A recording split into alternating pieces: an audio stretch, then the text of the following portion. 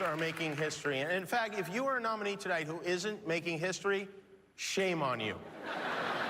The 2018 Academy Awards definitely made history.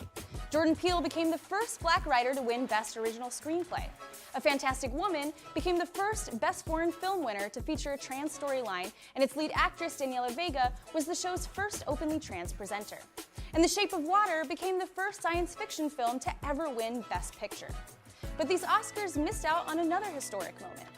At age 22, Timothée Chalamet isn't the youngest person ever nominated for Best Actor in a leading role, but he was almost the youngest winner. Timmy's nomination, but ultimate loss to Gary Oldman for his portrayal of Winston Churchill in Darkest Hour, means that while the nominee pool is getting wider, some things about the way the Academy recognizes talent still have yet to change. In the Best Actor category, Timothée Chalamet and even fellow nominee Daniel Kaluuya are special exceptions.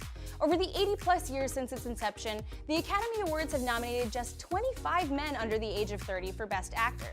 They've given the award to just one, Adrien Brody, who won for his role in The Pianist at 29 years old. The Supporting Actor category has fared slightly better for young men. 4 actors under age 30 have won the award, but those numbers are in stark contrast to demographics in the female categories. Of the 75 women who've received Best Actress Oscars, 30 of them won their first statue when they were in their 20s. Best Supporting Actress has gone to a woman under the age of 30 17 times. These patterns speak to an age and gender dichotomy within the film industry, one that dates all the way back to the first Academy Awards, where Emile Jannings won Best Actor in a Leading Role at age 44, and Janet Gaynor won Best Actress at age 22.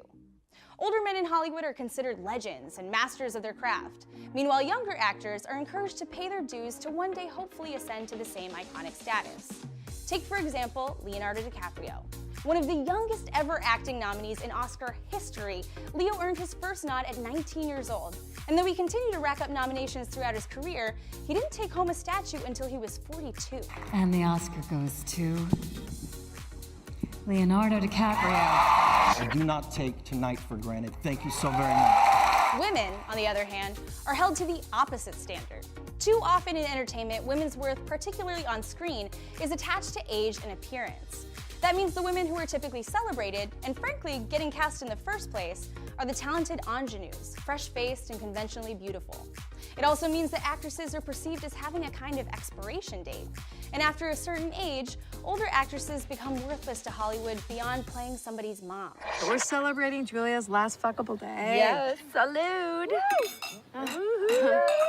I'm sorry, did you say Julia's last fuckable day? What is that? In every actress's life, the media decides when you finally reach the point where you're not believably fuckable anymore. Despite these entrenched beliefs, overall change is happening. From the types of films getting made to the Oscars' historically male and white nominee pool. This year alone, Greta Gerwig and Jordan Peele were both nominated for Best Director, accounting respectively for the 5th female and black nominations in that category. Yance Ford, the black male director of the documentary Strong Island, is the first openly trans person to have a film nominated.